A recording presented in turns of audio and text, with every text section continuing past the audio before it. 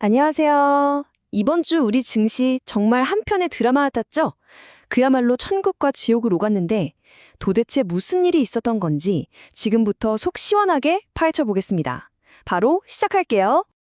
네, 천국과 지옥. 이번 주 시장을 표현하기에 이보다 더 정확한 말이 있을까요? 정말 연일 최고가를 찍으면서 와, 드디어 가는구나 싶었는데 갑자기 하루아침에 폭락하면서 다들 놀라셨을 거예요. 대체 무슨 일이 벌어졌던 걸까요? 자, 그럼 첫 번째 섹션부터 시작해 볼게요. 이번 주 시장이 전체적으로 어떻게 흘러갔는지 그 큰 그림부터 한번 짚어보죠.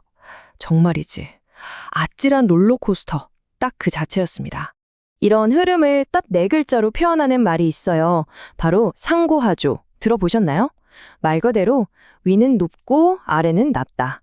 즉, 주 초반에는 막 뜨겁게 달아올랐다가 주 후반으로 갈수록 힘이 쭉 빠지면서 차갑게 식어버리는 그런 모양새를 말하는 거죠. 이번 주가 바로 그 전형적인 모습이었습니다. 여기서 진짜 재밌는 게 뭐냐면요. 코스피랑 코스닥이 완전히 다른 길을 갔다는 거예요. 보세요. 코스피는 주중에 6,300선을 시원하게 뚫어버리는 저력을 보여줬잖아요. 근데 금요일에 엄청난 매도 물량이 쏟아지면서 결국 6,244까지 밀려났습니다.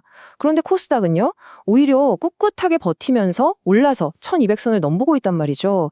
그러니까 시장 전체가 다 나빴던 건 아니라는 아주 중요한 신호를 보여준 겁니다. 자, 그럼 이 난리통의 중심에는 누가 있었을까요? 두 번째 섹션에서 볼 내용은 바로 이겁니다. 한쪽에서는 팔고, 다른 한쪽에서는 사고, 바로 외국인과 우리 개인 투자자들, 개미들 간의 엄청난 줄다리기가 있었던 거죠. 와, 이 숫자 좀 보세요. 마이너스 7조 1천억 원. 이게 뭐냐면요. 금요일 딱 하루 동안 외국인들이 코스피에서 던진 물량입니다. 역대 최대 규모예요. 말 그대로 매도 폭탄이 떨어진 거죠. 시장이 이걸 막고 멀쩡할 수가 없었겠죠. 그런데 말입니다. 그 어마어마한 폭탄을 누가 다 받아냈냐? 바로 우리 개인 투자자들이었습니다. 무려 6조 3천억 원어치를 사들이면서 그 충격을 온몸으로 흡수해버린 거예요. 정말 거대한 방어벽을 세운 거죠. 아니, 왜 이렇게 서로 다른 생각을 했을까요? 외국인들 입장에선 이런 거예요. 주가가 6일이나 올랐네. 게다가 환율도 1,439원까지 올라서 이제 슬슬 부담스러운데 이쯤에서 이익 실현하고 빠지자. 이랬던 거고요. 반면에 우리 개인들은 와, 좋은 주식 싸게 살 기회다. 우리 시장은 튼튼하니까 괜찮아. 하면서 오히려 공격적으로 매수에 나선 거죠.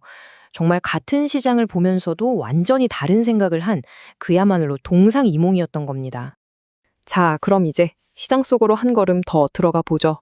대체 어떤 종목들이 이렇게 시장을 흔들었고 그 안에서는 또 어떤 변화가 시작되고 있었을까요? 이번 주 초반 랠리의 주인공은요, 뭐 말할 것도 없죠. 바로 반도체 형제, 삼성전자랑 SK 하이닉스였습니다.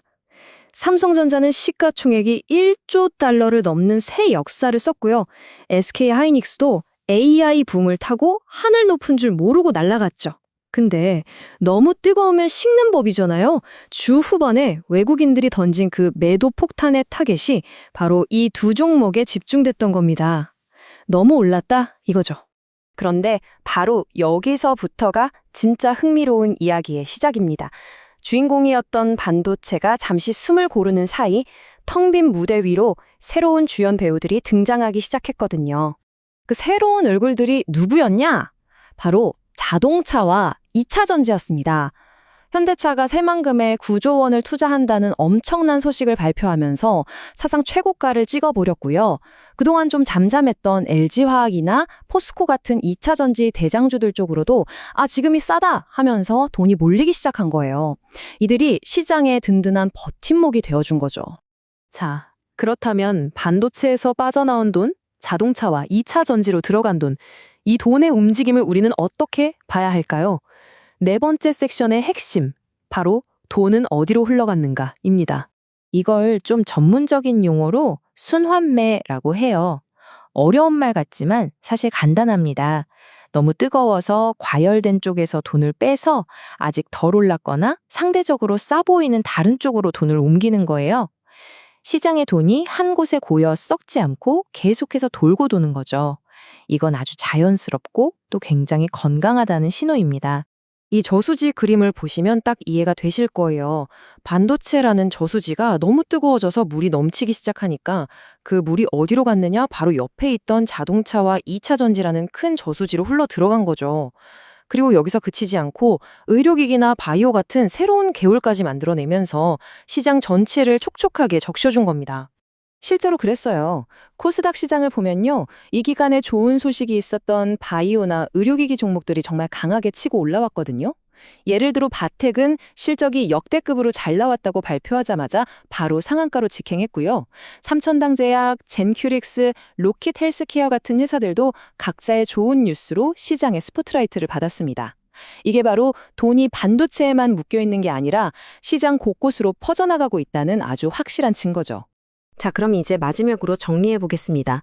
이렇게 정신없었던 한 주, 이 혼란 속에서 우리가 놓치지 말아야 할 큰 그림은 대체 무엇일까요? 가장 중요한 결론부터 말씀드릴게요. 금요일에 터진 그 7조 원짜리 매도 폭탄은요, 시장이 무너진다는 신호가 절대 아니었습니다. 오히려 그 반대예요. 너무 숨가쁘게 달려왔으니까 잠시 멈춰서 후 하고 숨을 고르는 아주 건강하고 꼭 필요한 과정이었다는 겁니다. 그리고 더 중요한 건 이번 일로 우리 시장의 맷집이 얼마나 강해졌는지 제대로 증명했다는 거예요. 생각해보세요. 역대급 펀치를 정통으로 맞았는데 쓰러지기는커녕 그걸 다 받아내고 버텨냈잖아요. 개인 투자자들의 힘으로요. 이건 우리 증시의 기초 체력, 그러니까 펀더멘털이 예전과는 비교도 안 될 만큼 단단해졌다는 걸 보여주는 겁니다. 그래서 이번 주를 딱 한 문장으로 요약하면 바로 이겁니다. 코스피 6,300을 넘는 뜨거운 랠리와 7조 원의 차가운 차익 실현이 만나는 지점에서 드디어 반도체 쏠림 현상이 끝나고 시장 전체로 돈이 퍼져나가는 건강한 순환매가 시작되었다. 바로 이것이 이번 주 시장이 우리에게 던져준 가장 중요한 메시지입니다. 결론적으로 이제 우리 시장은 더 이상 반도체 원맨팀이 아니라는 겁니다. 자동차, 2차 전지, 바이오까지 다양한 선수들이 골을 넣을 수 있는 훨씬 더 강한 팀으로 발전하고 있는 거죠. 그렇다면 이제 진짜 궁금한 건 이겁니다. 다음 상승 랠리의 주인공, 그 스포트라이트는 과연 어떤 섹터가 받게 될까요?